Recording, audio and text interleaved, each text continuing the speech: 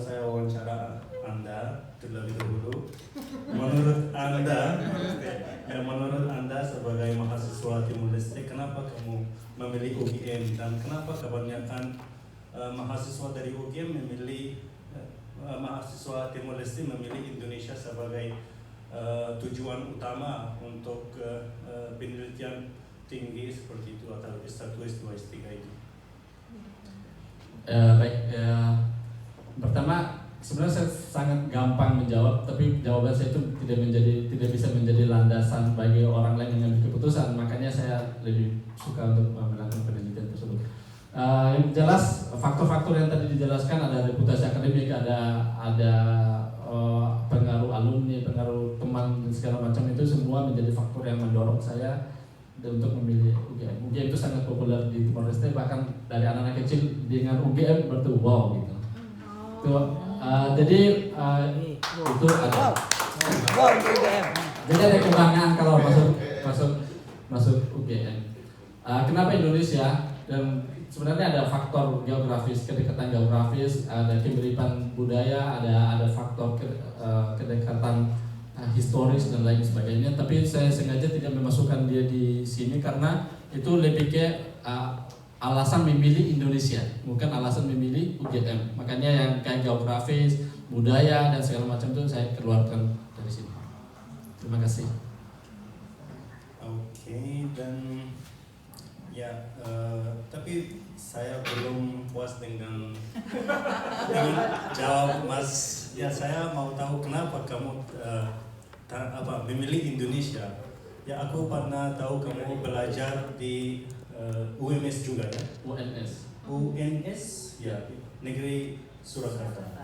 Jadi Mas sebelum datang ke Indonesia, ya kenapa kamu memilih Indonesia sebagai negara yang Anda mau belajar S2 atau S3?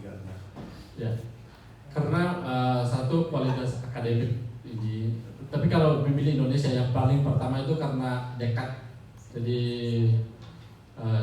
faktor geografis. Yang selanjutnya itu karena kita masih ada kedekatan, banyak kemiripan. Hampir semua hal yang ditemukan di Indonesia itu masih bisa ditemukan di Timor Leste. Termasuk bahasa itu masih digunakan di sebagian besar kalangan Timor Leste. Dan juga biaya hidup kalau di Indonesia itu masih relatif murah dibandingkan kalau kita bisa ke negara-negara lain di kawasan misalnya Malaysia atau dan lain-lain. Apalagi lebih jauh pasti lebih mahal lagi. Dan tentu kualitas akademik kampus-kampus Indonesia juga menjadi faktor. Terutama UGM ya. Terutama UGM. itu sudah pasti. Makanya pada saat pertama kali saya dinyatakan diterima di UGM saya nangis karena akhirnya ada yang biar tercapai. Luar biasa. Ada video nangis lagi. Ada video nangis ya? Ada direkam. Sekarang aja boleh. Bagaimana, Mas Kasim? Mau lagi? Masih ada waktu 1 menit lagi. Saya juga mau tanya kenapa Mas cuma memilih mahasiswa Timor Leste itu. Anda bisa memilih semua mahasiswa yang ada di UGM, jadi biar bisa hasilnya lebih luas, bisa diterima untuk seluruh mahasiswa yang ada di UGM. Kenapa Anda memilih hanya Timor Leste? Ya, mungkin itu saran yang sangat bagus karena melihat dari keterbatasan waktu dan kemungkinan bagi saya untuk bisa mengambil data untuk wawancara. Karena target saya itu saya bisa menyelesaikannya sebelum presentasi gitu. Tapi karena keterbatasan waktu saya tidak bisa sampai situ. Dan apabila itu lebih diperluaskan lagi, artinya saya membutuhkan waktu yang lebih banyak lagi. Jadi lebih kayak alasan teknis gitu. Ya, terima kasih. Ya, saya merasa sudah cukup. Terima kasih. Baik, terima kasih Mas Kasim atas pertanyaannya. Waktunya juga hampir habis ya, tersisa 13 detik. Jadi kita lanjutkan saja ke sesi berikutnya, yaitu tanya jawab dengan Bapak Ibu dosen penguji. Oke, saya akan mulai langsung dari Mbak Damai. Silakan Mbak. Oh ya, baik, terima kasih. Saya ada 2 pertanyaan, tapi sebenarnya pertanyaan ini saling berhubungan. Yang pertama, menurut Mas Aisyah, apa sih urgensi penelitian ini? Jadi kenapa meneliti faktor-faktor yang mempengaruhi mahasiswa asing atau di sini dalam konteks Timor Leste, dan nanti kalau dikembangkan menjadi mahasiswa asing seluruhnya dalam memilih Universitas Gadjah Mada, dan implikasinya apa ke depannya jika hasilnya sudah tercapai? Jadi ketika hasilnya sudah tercapai, implikasi ke depannya itu apa yang tentu saja ada hubungannya dengan urgensi kenapa melakukan penelitian ini? Terima kasih atas pertanyaannya yang luar biasa. Tadi di awal saya sudah menjelaskan bahwa di Indonesia itu lebih dari 4.000 kampus, dan lebih dari 4.000 kampus itu belum semua kampus itu ada mahasiswa asing. Dan Indonesia itu sekarang pada tahap menurut saya itu untuk internasionalisasi kampus gitu. Internasionalisasi kampus itu salah satu yang paling penting di situ karena rasio mahasiswa asing, sehingga mengetahui faktor-faktor yang mendorong mahasiswa asing untuk kuliah untuk memilih suatu kampus itu bisa menjadi landasan bagi para pemangku kebijakan daripada kampus lain untuk bisa membuat strategi yang sekiranya sesuai dengan hasil penelitian seperti itu. Dan menurut saya untuk Indonesia saat ini rata-rata itu hampir setiap hari itu mereka mempromosikan kampus ke Timur Leste itu sangat banyak gitu loh. Ya, berarti ini seperti untuk kepentingan kampus-kampus ya? Iya. Seperti penelitian yang bisa dilakukan oleh kampus juga ya, mungkin ya? Iya. Jika kita berbicara kepada implikasi ke depannya gitu ya? Iya. Oke, terima kasih. Oke, baik, terima kasih Mbak Damai. Selanjutnya, Madam, silakan. Terima kasih. Matur nuwun Mas Ishak tadi sudah menyampaikan rencana penelitiannya. Mas Ishak kan udah S2 di sini. S1 di sini. S1 di sini. Sekarang S2 mau S2. Oh, ini mau S2. Ya. Oh, S1 sudah di sini ya? Oh, UNS. Terus ini mau S2 lagi bahasa Indonesia juga. Iya. Loh, ini sudah orang Indonesia, belum? Oh, tadi orang Jawa. Sudah tidak ada logat Raine, iya. Kalau gitu pertanyaannya yang mudah saja, Mas. Yang mudah tuh Makanan favoritnya apa, Mas? Nasi Padang. Nasi Padang. Ya, luar biasa sekali. Harusnya tadi kita nanya ya, nasi Padang, terutama gulai tunjang atau gulai tunjang. Rendang. Oh, rendang. Oh, sangat Padang, luar biasa sekali. Terima kasih, udah itu saja.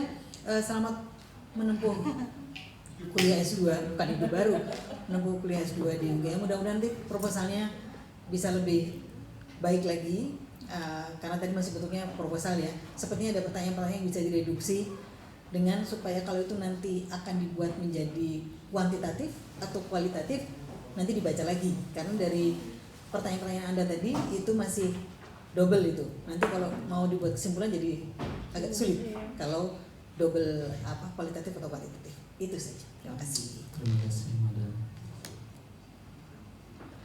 Yes. Cukup. Cukup itu saja, Baik, Pak. terima kasih, Sambung. Madam. Silakan Pak Sailor. Baik, ini yang terakhir ya. Mas Ishak di Costa de Jesus dari Timor Leste. S1-nya program studinya ilmu ekonomi. Sarjana manajemen. Oh, manajemen. Oke. Mas Ishak juga kebetulan ikut kelas saya lanjut 2. Saya agak mengenal ya Mas Ishak di kelas, dan saya menjuluki Mas Ishak sebagai pembelajar seperti penutur asli. Ya, kemudian pembelajar prospektif dan pembelajar pejuang untuk Timor Leste. Ya, kita beri tepuk tangan dong buat Mas Ishak ya. Ya, cuma saya bertanya-tanya sih ilmu manajemen, tetapi penelitiannya kok terkait dengan motivasi mahasiswa Timor Leste ya. Gimana sih mengkaitkan ilmu yang dipelajari dengan risetnya itu? Risetnya kan keputusan mahasiswa Timor Leste memilih UGM sebagai tempat kuliah ya. Itu satu ya. Mungkin sejalan dengan itu teori yang dipakai, saya jadi belajar ya. Ternyata teori of reason action itu atau tindakan beralasan itu relevan ya Jadi kita mempelajari sikap, kemudian norma sosial, kemudian jadi perilaku terhadap niat dan perilaku itu tadi, sehingga kita bisa mendapatkan alasan mengapa mahasiswa Timor Leste memilih UGM. Tadi sebenarnya dalam penjelasan ada satu teori yang tidak disebutkan, tetapi ada itu dan saya pernah menggunakannya ya, namanya teori push and pull factors. Jadi teori pendorong dan penarik. Jadi UGM itu sebagai apa ya, bagi orang mahasiswa Timor Leste sebagai penariknya apa? Tadi popularitas, kualitas dan sebagainya. Terus yang pendorong orang Timor Leste untuk ke UGM itu kenapa? Jadi kalau bisa diperkaya teorinya kan saya kira bagus juga ya.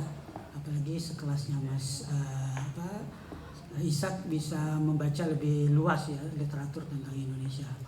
Dan pertanyaan saya yang terakhir, apakah sudah ada Kagama sebagai aparatur negara di Timor Leste? Terima kasih. Terima kasih Pak Saidal, izin menjawab dari belakang. Apakah sudah ada Kagama di aparatur Timor Leste? Sepertinya sudah banyak. Ada menteri yang alumni UGM juga ada. Yang paling tinggi setingkat paling tinggi menteri lah, menteri itu sudah banyak. Makanya saya memasukkan itu faktor pengaruh alumni. Apakah mereka melihat ini alumni UGM menjadi begini sehingga saya ingin melanjutkan studi di UGM misalnya. Yang kedua tadi itu saya sangat mengapresiasi untuk masukan untuk memperkaya teori. Dan yang ketiga, apa kaitannya dengan ilmu manajemen? Kaitannya itu adalah lebih ke manajemen pemasaran. Jadi kampus itu bagaimana mereka memasarkan atau kampus mereka untuk mahasiswa asing. Jadi di situ kaitannya. Terima kasih banyak. Satu terakhir, saran saya masih ini karena masih proposal ya. Tetap jadikan ini menjadi utang produktif untuk menyelesaikan makalahnya. Saran saya. Siap. Nanti saya konsultasi lagi sama Pak Sailal. Siap. Terima kasih banyak. Siap. Saya juga ya. Pak Sailal. Saya lanjutkan kepada Mbak Novi. Ada pertanyaan, Mbak? Baik. Halo Mas Ishak, salam kenal. Ini sebenarnya penelitian yang sangat menarik ya, tetapi kemudian tadi ya saya agak penasaran kok pembahasan dan kesimpulannya belum ada. Ternyata memang belum selesai. Mungkin saya hanya memberikan sedikit masukan sekaligus pertanyaan Mas terkait responden. Tadi kan Mas Ishak juga menyampaikan bahwa mahasiswa Timor Leste di UGM itu sudah sangat banyak dengan berbagai program begitu ya yang berbeda-beda. Nah kemudian ketika hanya diambil 10 itu menjadi kenapa hanya 10 gitu ya. Kemudian tadi mungkin ketika Anda mengatakan 10 ini yang saya anggap, nah itu kan agak subjektif ya. Nah kira-kira ada indikator tertentu tidak yang membuat Anda memilih 10 orang itu gitu, dan setiap program tuh ada berapa representasi seperti itu Mas Ishak. Terima kasih. Baik, terima kasih. Kenapa hanya 10? Kalau dari total yang tadi saya tahu minimal dari grup WhatsApp itu ada 57.